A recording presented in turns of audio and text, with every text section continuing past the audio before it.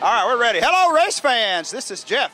We're on Racers Reunion TV on racersreunion.com here at the Nostalgia Little Guy Nationals, and I've been having trouble saying that all day.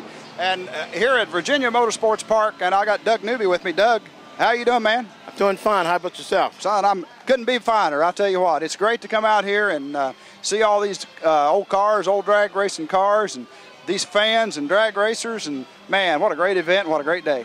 Yeah, it's a great turnout. It surprised me. It's the biggest turnout I've seen since the national event from NHRA. Hey, that's great.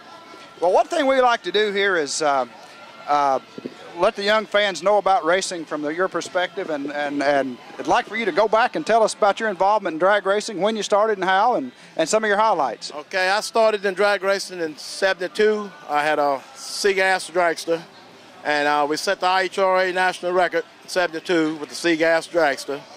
And I went to Pro Comp in '74, alcohol dragster. Run a lot of races, run IHRA, NHRA, a lot of races at Suffolk Raceway.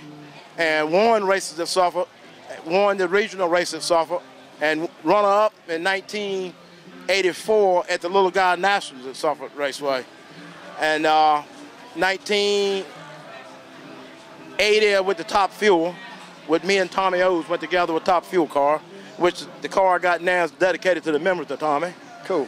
And 81, we ran NHRA Top Fuel, and I built a funny car in '82 called a Hot Tuna. All the cars was Hot Tuna. And we run '82 to '86. In '86, I pretty much retired. Did you? And I built the injected nitro dragster in the late '90s, early 2000. And now we got this Nostalgia Nitro funny car that Lee Kell from Alabama is going to be the driver of it. He's a second generation driver. He's the son of Bogey Kell. Oh, okay. And I know Lee from a kid, and he worked on my cars when I was racing. He worked on his dad's cars, but he was never had the opportunity to get seat time. And now that Bogey's not running anymore, we're going to all team up together on this car here, and Lee's going to drive this car. Now, that's a great deal. That's cool, buddy. That's cool. That's good. That's kind of what's going on with my career now. Well, let's go back now and talk about some highlights. When you look back on your career, what stands out? What do you feel like was the greatest period of your racing career? What are you proudest of, Doug? I think the proudest thing I am of, we never failed to qualify in any of the national races we went to. And that's something to be proud of. Yeah, it is. We went a lot of rounds. We never was able to get to the final round, you know. We didn't have the budget that a lot of the other guys did at that time. But for what we had, we run real good. Did you ever have anything stands out as far as excitement? Anything that oh, yeah. When you think about it still makes you nervous? Yeah, Roxborough, North Carolina, and Lynchburg, Virginia. Let's go back to Lynchburg. All right. And 1977, I was #1 qualifier at an NHRA race at Lynchburg Dragway. It was a quarter mile at that time, and now it's an 8-mile track. And we had just put the car together, and the chutes didn't open, and we run into the net. Wow. And crashed the car. And the race got rained out, and I ended up at J. Ed Horton's in South Carolina to the chassis shop. I mean, a full week of thrash. We was back there the following week with the car to race. Wow. And another excitement was at Roxborough Dragway. We had the throttle pedal on the car get hung and couldn't shut the car off. Oh, gosh. We didn't crash, but it was it got my attention. Hairy moment there, right? Yes, it was. What do you think about racing today and the way it's evolved and the sport as a whole now? Well, you may not want to hear what I'm going to say, but what I'm going to say about the racing today, the only successful racing today is nostalgia drag racing. All right.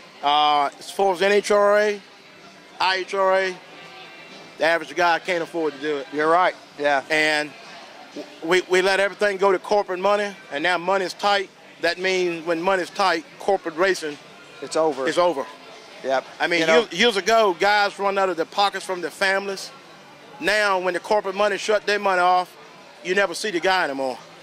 Yep. Years ago, you see the guy struggle to the end. He never gave up. But NHRA done put them guys out of business. Yeah, it's a tougher deal now for a young person trying to get into the sport too, isn't it? Yes, it is. Very, very, very hard to get in. Yep. Well, Doug, Man, this is great. I finally ran you down and got you over here to talk to us, man. Hope to run into you again somewhere along the way. I enjoyed the time you give me up to talk to you. Hey, anytime, my friend. And, you know, we're going to be around hopefully doing some more of these events. This is our first drag racing event. We're going to be up to York, I think. I don't know if you're going to that one or not, but we're going to try to get that one in and maybe some more. This is what we like to do. We like to get guys like you that raced there back in the day to tell us what it was like from your perspective and share that with the fans. Well, it's pretty exciting today because I've seen guys today I haven't seen in 20 or 25 years. There you go. I mean, a lot of them guys are local guys here right from where I'm from. And I haven't seen some of these guys in 20, 25 years, like Gene Altauser, Dawn Warren, local guys, Kenny Warren. Yeah. A bunch of people. Even a friend of mine, John Bray, Jay Bray, used to run a gas car from Norfolk, Virginia. First time I seen Jay probably from the 80s.